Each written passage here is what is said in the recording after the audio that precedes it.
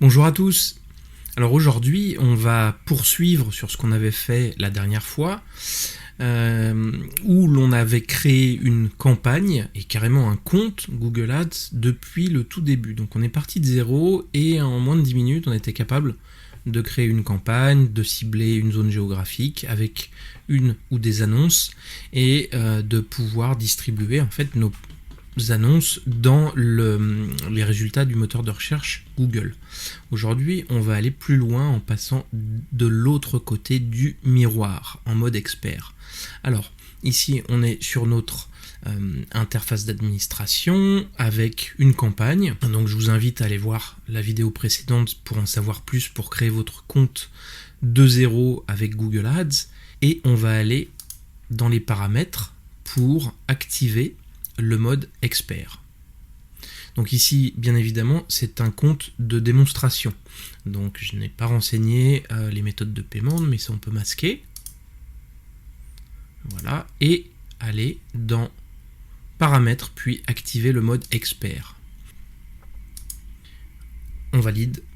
Et là, on va se retrouver dans la partie expert, et vous verrez, ça ne change pas beaucoup ici. On a toujours notre interface de campagne, avec les principaux paramètres, le nombre de clics, donc une fois qu'on a lancé nos campagnes, le nombre de clics, le nombre d'impressions, c'est-à-dire d'affichage de nos publicités, le coût par clic moyen et le coût total de la campagne. Et on voit ici qu'on peut changer de vue, mais c'est pas nécessaire pour le moment. Ce que je veux vous montrer, c'est l'outil tueur de Google Ads qu'on appelle l'outil de planification de mots-clés. Parce que cet outil peut être extrêmement utile et vous donner des informations que vous n'imaginez même pas. Donc allons dessus. Alors ici, on a deux outils en fait. On peut soit trouver de nouveaux mots-clés, c'est-à-dire qu'on part de mots-clés qui sont importants pour notre secteur, notre domaine d'activité, et on veut en trouver d'autres qui sont reliés. Ou obtenir des volumes de recherche et des prévisions sur des mots-clés qu'on va définir. Donc démarrons avec trouver des mots-clés. Alors comme on le voit ici, on peut soit rentrer des mots-clés nous-mêmes, soit commencer avec un site web. C'est-à-dire que si l'on démarre avec un site web, Google va aller chercher les informations sur le site web et en déduire, on va dire, des mots-clés et en relation avec notre site web. Alors comme on le voit, on peut aller utiliser l'intégralité du site ou seulement une page. On va commencer très simplement. Imaginons que on cherche des infos et des idées marketing digital. Donc, on le tape et on clique sur obtenir des résultats. Et ici, qu'est-ce qu'on a en fait? On va carrément avoir donc le mot-clé fourni et ensuite des idées de mots-clés liées à ça. Donc, si on pense à marketing digital, ce qui peut venir à l'esprit aussi, c'est web marketing. Bon, là, c'est la même chose. Marketing digital Google, le marketing digital. Et ici, on a un nombre moyen de recherche par mois. C'est-à-dire combien de fois ces mots-clés vont être recherchés chaque mois sur Google en français en France. Et on peut trier ici par colonne. Donc, évidemment, on va essayer de se concentrer quand même sur les mots-clés qui ont le plus de volume. Alors comme on le voit ici, on est dans un compte de démonstration dans lequel on n'a pas lancé de campagne.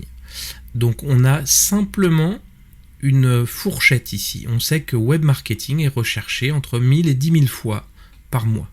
Là déjà ça nous donne une idée, c'est-à-dire que ça peut nous donner des idées de mots-clés intéressantes. Tiens, stratégie digitale, intéressant, c'est pas mal recherché. Marketing digital, là on passe dans une tranche inférieure, entre 100 et 1000 recherches par mois. Alors évidemment, puisqu'il y a une faute d'orthographe, marketing digital, le marketing digital aussi. Et quelles autres informations on va avoir ici? On va avoir le niveau de concurrence, c'est-à-dire combien d'annonceurs vont cibler ces mots-clés pour un positionnement publicitaire dans la page de résultats Google. Alors évidemment, ça c'est lié aussi au coût des enchères, c'est-à-dire combien va nous coûter un clic, puisque je vous rappelle que avec Google Ads on fait de la publicité PPC, pay per click, et donc on a un coût par clic, en tout cas pour tout ce qui est recherche et affichage dans les résultats de recherche Google. Après je ne parle pas de YouTube par exemple, mais donc ici, Prenons cet exemple. On sait que marketing digital, on a une concurrence moyenne et on a un coût qui va se situer entre 0,97 € et 3,97 € par clic. Web marketing, ici, va nous coûter plus cher si jamais on veut se positionner dessus, entre 1,25 et 11,35 par clic, etc. Donc on voit par exemple qu'il peut être intéressant de cibler stratégie digitale. On a quand même un volume significatif, concurrence faible et un coût par clic un peu inférieur ici. Donc c'est assez intéressant puisque finalement on peut trouver des mots-clés qui sont liés à notre domaine sémantiquement et qui nous permettraient de les cibler. Alors ça veut dire quoi les cibler? Ça veut dire par exemple en sélectionner quelques-uns. Alors imaginons ici, je vais sélectionner ceci et je peux directement à cet endroit les envoyer sur une campagne existante pour les cibler dans mes publicités Google ou simplement faire un plan. Ensuite ici alors ce concept requête large, expression exacte, mot-clé exact, c'est en fait 3 manières de dire à Google ce que l'on veut cibler. Imaginons que l'on veuille cibler les gens qui recherchent très exactement web marketing ou communication digitale. Dans ce cas-là, ce sera mot-clé exact. Si on veut cibler communication digitale, par exemple, si je prends cet exemple, mais de manière très large, c'est-à-dire que on lui permet aussi d'utiliser des synonymes de communication digitale, communication numérique, partage numérique même. C'est ça qui est un peu dangereux avec les requêtes larges, c'est que on laisse finalement Google choisir les termes qui vont être utilisés par les personnes recherchant dans Google et auxquelles nos annonces vont être distribuées. Donc c'est pas vraiment à conseiller pour faire de la publicité, requête large, parce qu'on ne maîtrise pas vraiment à qui ou à quelle requête vont être affichées nos publicités. Alors un entre-deux, c'est l'expression exacte, c'est-à-dire que là, on va définir plutôt une expression. Si jamais on va avoir communication pour le digital, par exemple, ça se sera affiché, ou des choses comme ça. Donc c'est un bon entre-deux. Mais sachant que dans ce cas-là, si on ne veut pas utiliser les mots-clés exacts et qu'on va plutôt viser les expressions exactes, il faudra penser aussi à exclure certains mots-clés. Et ça, on ne peut le faire qu'une fois que nos campagnes fonctionnent, qu'on a des résultats et que l'on voit dans les résultats pour quel type de recherche de mots-clés nos annonces ont été affichées. Maintenant, si l'on retourne ici, obtenir le volume de recherche, alors là, on va être marketing digital, par exemple, web marketing. Voilà, imaginons, on connaît nos mots-clés et on veut avoir les volumes de recherche pour ces mots-clés, mais aussi les variations, c'est-à-dire qu'est-ce qui s'est passé.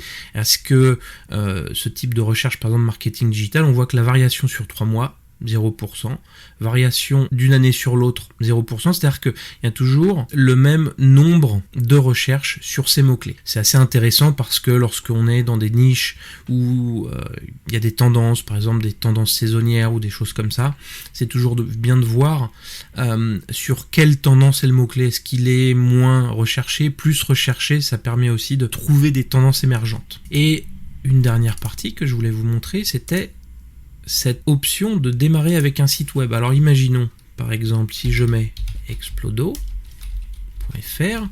on va le laisser faire. On lui dit, tu vas voir sur ce site, sur l'intégralité des pages, et tu me montres les mots-clés que tu as trouvés, les thèmes de mots-clés intéressants qui sont en lien avec ce site. Et là, qu'est-ce qu'on voit? Alors, accueil des clients, pas très intéressant, mais bon, il ne peut pas avoir 100% raison, Google, mais ici on a quoi? Action de prospection, action marketing digital, ads marketing, marketing digital. C'est assez intéressant. Alors comme on le voit ici, on en a 523 des idées de mots-clés disponibles. On n'en a pas que 10. Là c'est simplement que uniquement 10 sont affichés. Et on pourrait afficher un petit peu plus de mots-clés, par exemple 50 par page. Trier par nom moyen de recherche, essayer de cibler des mots-clés quand même où il y a un certain volume de recherche. Alors ça dépend, si on est vraiment dans une niche, peut-être que 400-500 recherches par mois, ça peut être quelque chose d'intéressant, mais sinon on va essayer de cibler un petit peu plus haut, et puis d'aller voir où il y a une concurrence plus faible. par exemple. Définition de prospection, une concurrence plus faible, un CPC, on va dire, qui se trouve dans cette fourchette, et par exemple le sélectionner et l'envoyer sur une campagne existante. Alors là, si on a des campagnes qui est en fonctionnement, et puis évidemment préciser ici, alors soit mot-clé exact, soit expression exacte. Alors ici on a une information qui n'est pas très précise. On voit qu'on a une fourchette qui peut être vraiment très large. Par exemple marketing digital, entre 10 000 et 100 000 recherches par mois. Agence de marketing, entre 1000 et 10 000. Mais l'information est tout de même déjà intéressante. Parce que ce que l'on peut faire, un exemple qui fonctionnerait bien, c'est partir sur un site web concurrent. Alors je ne sais pas, je vais prendre par hasard Quable.com, qui fait des outils middleware pour tout ce qui est produits, centralisation d'informations produits, et voir un certain nombre de mots-clés ici. Et imaginons, on recherche et on va voir que certains mots-clés, Master Data Management, peut-être qu'on n'y pensait pas pour notre site si on est un peu dans la même niche, c'est quelque chose qui peut être intéressant pour nous. Alors soit par exemple pour faire de la pub dessus ou développer du contenu sur notre site à ce propos-là, pour bien se positionner sur Google. Là, l'information est parcellaire, mais si... Alors je vais vous montrer simplement un exemple, ici sur un compte avec des campagnes qui fonctionnent, et on va repartir sur marketing digital, et par exemple mettre web marketing, et obtenir les résultats. Et vous allez voir que ici, on a une information beaucoup plus précise, comme vous le voyez, puisque là on a les chiffres précis. Maintenant on sait que marketing digital, qui dans un planificateur de mots-clés d'un compte qui n'a pas de campagne qui tourne, on avait entre 10 000 et 100 000 recherches. Ici on a l'information très précise. On sait que marketing digital est recherché 18 100 fois par mois, et ici on a une tendance mensuelle sur les recherches. Et on sait que sur 3 mois, on a une variation de plus 23% des recherches à ce sujet. En synthèse, qu'est-ce qu'on a vu aujourd'hui ? On est passé de l'autre côté du miroir, on était en mode intelligent, qui est un mode très simplifié, où on a assez peu de contrôle sur nos campagnes, mais quand même, qui nous permet de faire de la publicité Google et de s'afficher dans les résultats de recherche pour des thèmes de mots-clés qui nous intéressent. En passant en mode expert, on a découvert le planificateur de mots-clés qui nous permet de trouver de nouveaux mots-clés, connaître les volumes de recherche par mois. Donc comme je vous montrais, lorsqu'on n'a pas eu de campagne qui tourne, on va simplement avoir une fourchette. Et lorsque on a des campagnes qui tournent, là on va avoir le chiffre exact. Donc c'est quand même hyper intéressant parce qu'on peut trouver de nouveaux mots-clés à mettre sur notre site, on peut trouver des mots-clés intéressants à cibler par la publicité, et on peut aussi connaître le coût par clic. Comme vous avez vu, on a une fourchette avec le coût du clic minimum et le coût du clic maximum qui a été constaté sur des campagnes d'annonceurs qui ont ciblé ces mots-clés. Voilà, à la prochaine fois.